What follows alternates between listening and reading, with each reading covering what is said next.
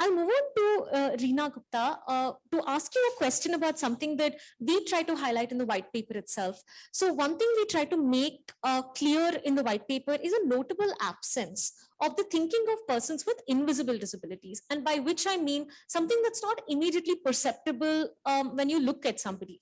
Because at this stage, often when we think about accessibility, it becomes equivalent to wheelchair access as opposed to other forms of disability. And Reena, as somebody who has been working to create a support system for students with invisible disabilities in an Indian university, could you speak to us about your experience about working with students with invisible disabilities?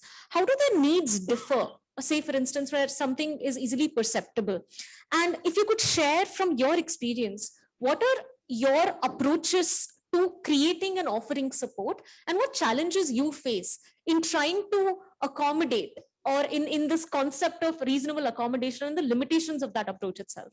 Yeah. Okay, thank you, Sneha. Thank you for having me here. And I think you have created like 3 questions for me, if I'm not mistaken. Talking about the first part that you talked about, Sneha, that, invisible disabilities. Yes, this is what we had started at Ashoka University. Office of Learning Support was set up mainly to support students with invisible disabilities. And if I can just make it clear, what comes under invisible disabilities are conditions like dyslexia, dysgraphia, dyscalculia, autism, high functioning autism, attention deficits, mental health conditions. So all these come under invisible disabilities. And at the time when we started in 2016, there were hardly any university I could think of or I could see would have a specific support system for these students at higher education level. So that is where we started, and talking about how accessibility needs differ for these students as compared to the physical disabilities. I must say that for these students, for people with invisible disabilities, it's more about the social and conversational accessibility. And these 2 factors of accessibility, they stand on the 4 pillars of information dissemination, sensitization, self-awareness, and self-advocacy. And this is what we have really worked on in the university.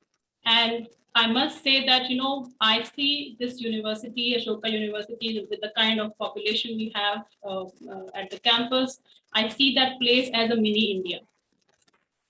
Because what we have been able to, I won't say that we have achieved to the fullest, but whatever we have been able to do in last 6 years is something which I feel is implementable at a larger scale at a national level also.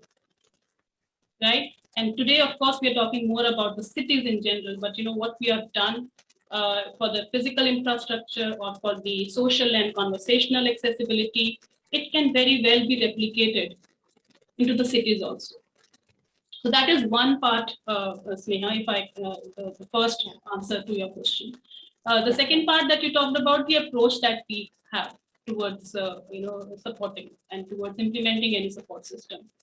I think our support system has been our approach has been very simple and straightforward.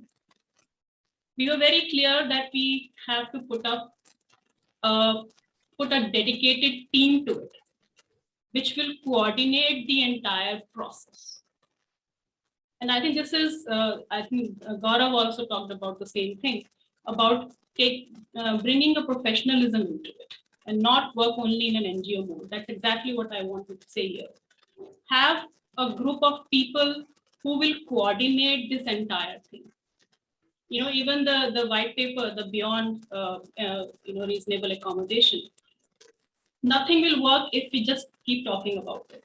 Or, we expect different departments to do their bit. Yeah. There has to be a team that coordinates with every department. There has to be a thread that weaves into all these departments and make everyone accountable. Yeah. So, and that's exactly what we have done at the university also. That's amazing. Thank you so much, Reena, for sharing your experience.